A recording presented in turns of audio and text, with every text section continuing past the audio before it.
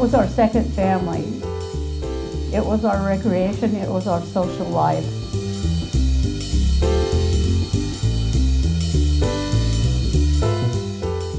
All these memories that have created who we are out there today. A guy came over and talked about the ski areas in Oregon that had been here and gone bust. I think it was like 40 or 50 of them. And Anthony Lakes has kept going, all because of community support. Totally community support.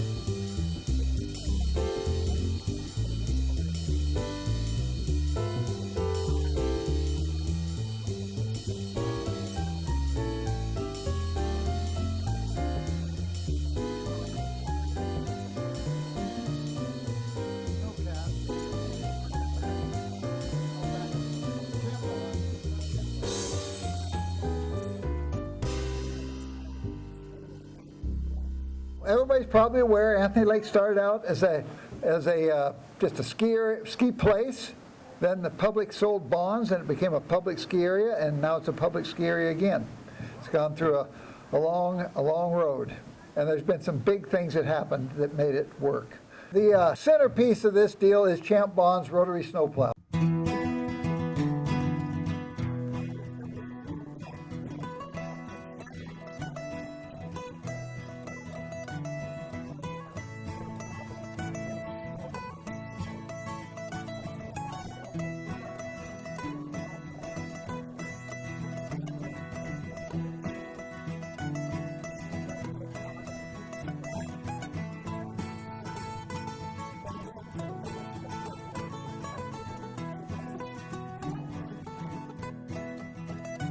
When I was a junior in high school, I went to the Little Alps and Anthony at the same day, and I looked in the back window of that old rotary and I thought, what a piece of junk. Later I found that it's a pretty good old piece of junk.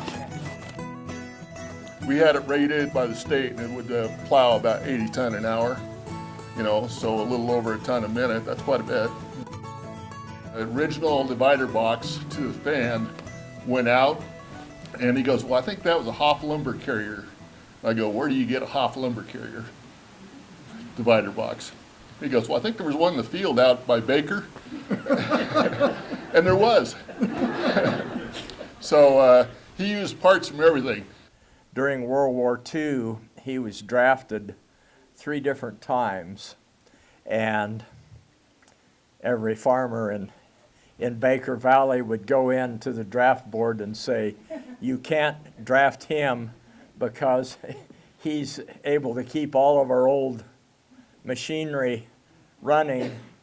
As I look around at these faces that I grew up with, ones that I have gotten to know, ones that are the reason that we are still here today, this is a pretty historic and wonderful day. And who would have thought that as we were growing up, those little things that happened would be what we're celebrating today. It's an amazing thing.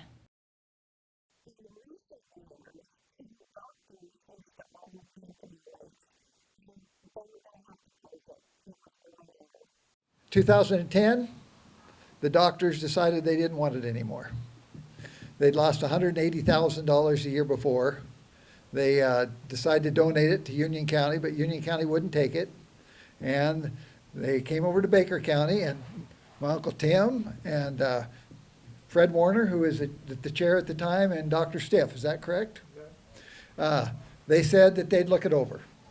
And we went up to Anthony Lakes. I went up there with them, and we toured the whole thing. And Fred says, it'll never work. He said, this will never work. He said, 4 months of the year, you're open, you make money one of those, maybe. And toured it. On the way down the hill, Dr. Stiff says, well, what's it going to take? And I said, well, we got to drop the price. We got to drop the price of daily ski tickets, and it's going to work. We got to get the community feeling like it's their ski area again. And Dr. Stiff looked at me and says, well, that will never work.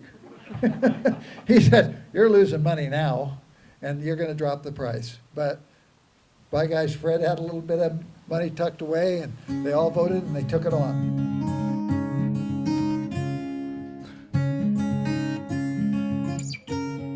I found out that if I was on the ski patrol, my family could ski for nothing. So I applied to get on the ski patrol. No, you can't get on the ski patrol. You have to have a basic and advanced first aid truck. There were 11 original ski patrollers.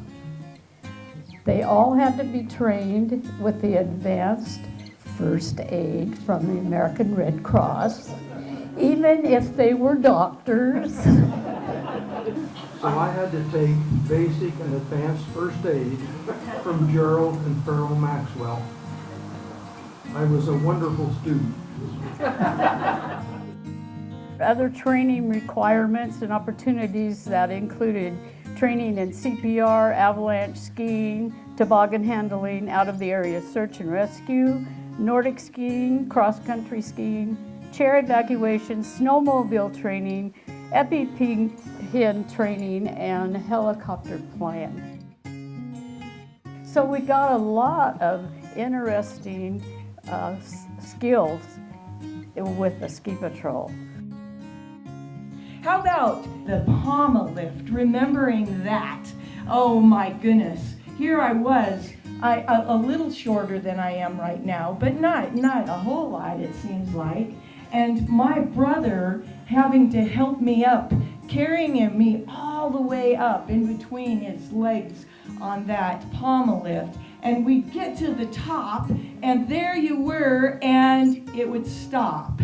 And so you were waiting for it to then jerk you on up, and off you went, because God forbid that you fell right there at the top. Anybody heard the chamois races? So what happened was, back in the late 60s, early 70s, the ski team had people come from France to train them. And that just fascinated me. I mean, France, coming to Anthony Lakes, the little Anthony Lake ski area, and they held chamois races, and chamois is a very fast deer in France, and there are some pins in there that Milo donated that are on display in there, along with his sweater. I just thought that was a really fun part of Anthony Lake's history that I had never heard about, and now you've heard too. Just to add to the racing deal, I don't know how many people remember, there used to be a Chamber of Commerce race. And LeGrand and Baker and John Day, Enterprise, all had the Chamber of Commerce race. And then all the people would bet in the bar. And Martha Jane Jacobs one time said, "It's not right, we don't have a team." So she formed the Rock Creek Muddy Creek Mutual Improvement Society ski team. And it was Ron Perkins and John Wilson and Mark Ward, who's back there, Cliff Schoenig, me, Jim Blatchford. I think that was it. And then they got to bet on their own team. And Dick Knowles was our coach. And we were dang serious because Martha Jane was in charge. And you didn't want to let down Martha Jane. And nobody could beat Ron Perkins. You know, he was just like a bulldog. We won it for 2 years.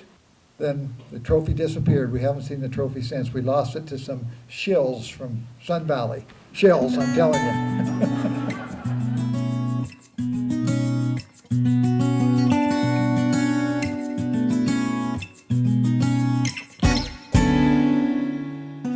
And I see these new faces that are doing such a wonderful job of keeping this legacy alive.